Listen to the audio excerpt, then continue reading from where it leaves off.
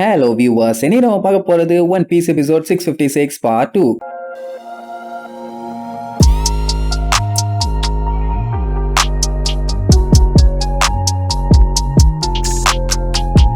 Open பண்ணா நம்ம பார்த்தலோமியோவை காட்டுறாங்க. அவனை பார்த்தா நம்ம சப்ஸ்கிரைபர்ஸ் நம்ம ஃபேமிலி மெம்பர்ஸ் எல்லாத்துக்குமே அவங்கள பாக்குற மாதிரியே ஒரு ஃபீல் ஆகுதாமா. ஏன்னா அந்த அளவுக்கு அவன் வெறிகுண்ட ஃபேனா இருக்கான்ல. எனக்கும் அப்படித்தான் இருந்துச்சு, சேம் பிஞ்சு. அவன் ஜோரோவை பார்த்து ஸ்டன்னா போய் நிக்கிறான். அவனுக்கு ஒண்ணுமே புரியல, ஏன் இவன் இப்படி பேசிட்டு இருக்கான் திக்கி திக்கின்னு. அவனை பொறுத்த வரைக்கும் ஜோரோ தான் ஸ்டார் ஹேட்ஸுக்கு வைஸ் கேப்டன். அது மட்டும் இல்லாம லூஃபியோட ரைட் ஹேண்ட்னு சொல்லிட்டு அப்படியே பெனாத்திட்டு இருப்பான். உடனே ஜோரோ சமாளிக்கிறானாமா. ஐயோ கண்டுபிடிச்சிருவான் போலன்னு. தம்பி நான் ஒன்னும் ஜோரோ இல்ல, வயசான பீரோ.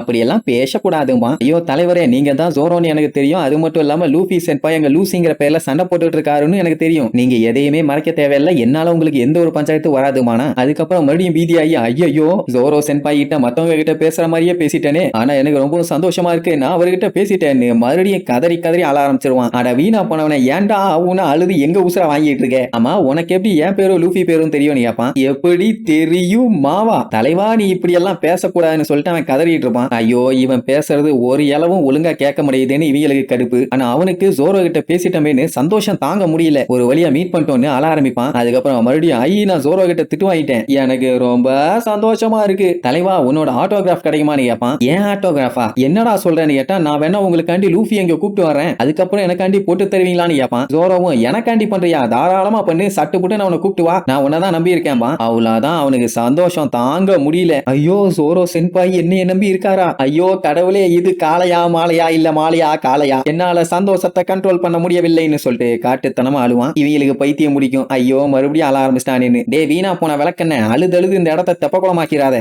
போய் கூப்பிட்டு வா, உசுர வாங்காத. உடனே தலைவரே சொல்லிட்டீங்கல்ல, என் உசுர கொடுத்தாச்சு, இந்த வேலையை நான் செஞ்சு முடிக்கிறேன், இங்கேயே வெயிட் பண்ணுங்க, இப்பவே வந்துடுறேன்னு சும்மா மின்னல் வேகத்துல ஓடுவான். ஆமா இவன் எதுக்கு அவனை கூப்பிட்டு வர்றதுக்கு உசுர கொடுக்கணும்? சாப்பாடு இருக்குன்னு கூப்பிட்டா வரப்போறான், இல்ல பாயாசம் இருக்குன்னு கூப்பிட்டா வரப்போறான். அதுவும் இல்லையா பழைய பண்ண காமிச்சு கூப்பிட்டா கூட வந்துருவான். ஏன் தான் இப்படி உசுர வாங்குறானுங்களோன்னு புலம்பிட்டு இருப்பானுங்க. இங்க பார்த்தலோமியோ எப்படியாச்சும் லூஃபி சென்பாய ஜோரோ கிட்ட கொண்டு போய் விட்டுறணும், அவர் என்னைய தான் நம்பி இருக்காருன்னு லூஃபியை தேடி அடிச்சு புடிச்சு ஓடுவான். அவனுக்கு என்னன்னா, நம்ம ஹீரோ நம்மளை நம்பி நம்ம கிட்ட பொறுப்பை கொடுத்திருக்காரு, அந்த பொறுப்பை பக்காவா பண்ணணும். அதனால சுத்தி ஓடிட்டு இருப்பான். அப்படியே அங்க கட் பண்ணி சண்டை நடந்துகிட்டு இருக்க அந்த ரிங்க காட்டுவாங்க. அந்த பெரிய கைங்கெல்லாம் இருப்பானுங்கல்ல, அவனுக்கு வழக்கம் போல ஒத்தே அடியில ஆப்பனன்ட் எல்லாத்தையுமே போட்டு பொலந்து கட்டிட்டு இருப்பாங்க. அந்த டைம் இவங்களை கவர்ற மாதிரி அடிச்சிட்டு இருந்தது அந்த ரோலிங் லோகனுங்கிறவன். அவனுக்கும் ஒரு மொட்டை பயலுக்கும் சண்டை. அந்த சண்டையில அவன் அலேக்கா ஏதோ ஜிலேபியை தூக்கி போட்டு பிடிச்ச மாதிரி தூக்கி கேட்ச் பிடிச்சு அப்படியே பயங்கரமா ஒரு ரோலிங்க போடுவான். இதுதான் அவனோட ஸ்பெஷல் அட்டாக்கே. யாரையாச்சும் பிடிச்சு வச்சுட்டு அப்படியே சுத்த ஆரம்பிச்சானா போதும், அவங்களுக்கு கிருன்னு ஆயிரும். அதனாலதான் இவன் பேரு ரோலிங் லோகன். அப்படியே அவன் சும்மா சுத்த மாட்டான், அவன் பிடிச்சிருக்க ஒரு ஆளு நாக் அவுட் ஆயிருவான். அது மட்டும் இல்லாம வழியில எவனாச்சும் குறுக்க வந்தானுங்கன்னா அவனுக்கு மேலே விட்டு ஏத்தி அடிச்சு தூக்கிட்டு போயிருவான். அப்படி ஒரு ரொட்டேஷனை போட்டு வந்து லெக் ஸ்பிளிட்னு சொல்லி அந்த மொட்டையன் காலை உடைச்சு விட்டுருவான். அப்படி ஒருத்தன் கால் உடையுதுன்னு உடனே மக்களோட சந்தோஷத்தை பார்க்கணுமே, அடேங்கப்பா எவ்வளவு சந்தோஷம். அடுத்தவன் கால் முறியறத பார்க்கும்போது இவ்வளவு சந்தோஷம் இருக்குன்னா மனசுக்குள்ள எவ்வளவு வன்மம் இருக்குது பொய்யாலைகளா. இப்படியே இந்த விஷயத்தெல்லாம் ஆங்கர் கமெண்ட்ரி கொடுத்துட்டு இருக்கும்போது ஒருத்தி மட்டும் அங்க ஓரத்துல நின்று இன்னும் சண்டை போட்டுட்டு இருக்கா. அதான் நம்ம ரெபேக்கா. அவ வரவங்க எல்லாத்தையுமே அழகா தண்ணியில தள்ளி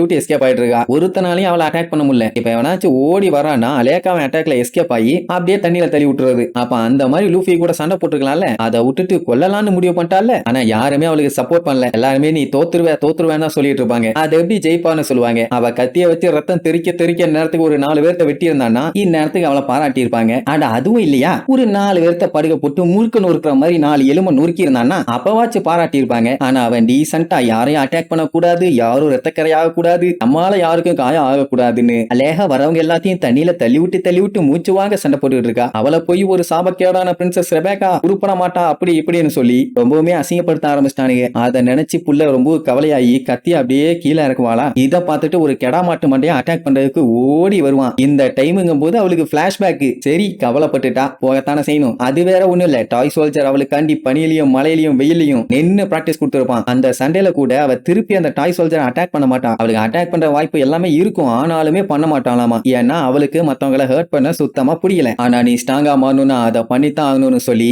அந்த டாய் சோல்ஜர் மறுபடியுமே அவளுக்கு பயங்கரமா ட்ரைனிங் கொடுத்திருப்பான். சரி ரைட்டுன்னு மறுபடியும் சண்டை போறதுக்கு ரெடியாவா. அப்ப அந்த தடிமாட்டு பையன் பாஞ்சு அட்டாக் பண்ண வருவான். அவ ஒரு பல்ட்டியை போட்டு எஸ்கேப் ஆகி அப்படியே மின்னல் வேகத்துல வேகமா வருவா. இன்னைக்கு அவனை வெட்டுன்னு வெட்டி கூறு போட போறான்னு பார்த்தா அவனோட ஆயுதத்தை அடிச்சு அப்படியே திரிக்க விடுவா. அவன் காண்டாயி மறுபடியும் வந்தோன்னா வயிற்றுலயே ஒரு மிதி, அவ்வளவுதான் தண்ணிக்குள்ள போய் விழுந்துருவான். அட சண்டால பயலா, ஒருத்தன் கூட வாடா அவளை அடிச்சு தண்ணியில தள்ள மாட்டீங்க, ஏன்டா அப்படி உசுர வாங்குறீங்கன்னு அந்த ஆங்கர் கதறி தள்ளுவான். இப்படியே அவளை அட்டாக் பண்ணிக்கிட்டு அடுத்தடுத்து ஒரு 3 பேர் வருவானுங்க. அந்த 3 பேரும் அட்டாக் பண்ணுவானுங்க. யாருக்கிட்டையும் சிக்காம எல்லார் அட்டாக்லயுமே அப்படியே மூவ்மெண்ட்லயே எஸ்கேப் ஆகி அதுக்கப்புறம் ஒரு மிதி, ஒரு இடி, ஒரு குத்து, எல்லாம் தண்ணியில போய் விழுவானுங்க. இதுதான் அவளோட favourite move, back to the water dance. Rebecca யாரையுமே எப்பவுமே அட்டாக் பண்ண மாட்டா, அதே டெக்னிக்கை தான் இப்போ யூஸ் பண்ணிட்டு இருக்கான்னு சொல்லி அனௌன்ஸ்மெண்ட் பண்ணிட்டு இருப்பான். லூஃபி பார்த்துட்டு அசந்துருவான். ஏன்னா அவ சாதாரணமா அட்டாக் பண்ணல, அப்சர்வேஷன் ஹாக்கி பவரை யூஸ் பண்றா. அதனால தான் யாரு எப்படி அட்டாக் பண்ண வராங்கன்னு அவளுக்கு நல்லாவே தெரியுது. அதுல இருந்து அசால்ட்டா எஸ்கேப் ஆயிடுறான். இதுல மேட்டர் என்னன்னா, இது வரைக்கும் அவ எந்த சண்டையிலுமே காயப்பட்டதே இல்லையாமா. அது மட்டும் இல்லாம ரிங்க விட்டு வெளியில போறது மூலியமா தான் இது வரைக்கும் அவ வின் பண்ணிருக்காளே தவிர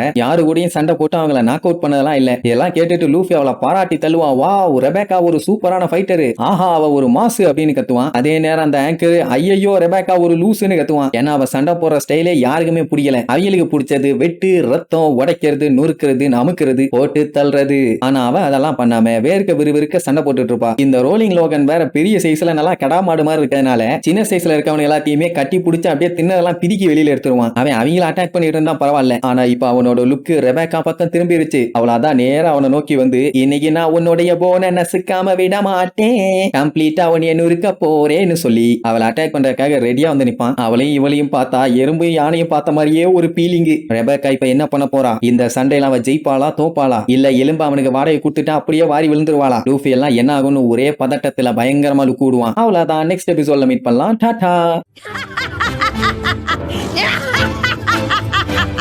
Yeah!